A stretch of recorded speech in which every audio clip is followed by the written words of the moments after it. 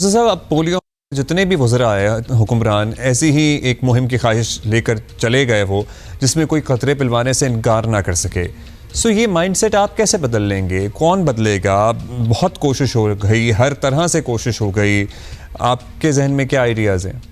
मैं समझता हूँ कि हमें इसमें पुश करने के बजाय हमें इसमें इन्फ्लुएंसर्स ढूंढने चाहिए कि बजाय इसके कि आप डीसी को बुलाकर और पुलिस को बुलाकर और उसको ज़बरदस्ती आप जो है कतरे पिला रहे हैं। बहुत सारे केसेस हैं, केस स्टडीज़ हैं कि ये तरीक़ाकार जो है वो नाकाम हो गया और जिन लोगों को रजिस्ट करना होता है फिर वो रजिस्ट कर जाते हैं।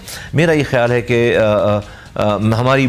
हमने अपनी प्लान भी ये किया है कि नहीं, हम हर इलाके का कोई इन्फ्लुएंसर होता है, कोई बड़ा होता है, कोई किसी की बात मानते हैं लोग वहाँ पर, किसी ख़ानदान का बड़ा होता है, कोई इलाके में कोई शख्सियत होती है, फिर MNAs हैं, MPs हैं, काउंसलर्स हैं, पार्टी के कोई लोग होते हैं।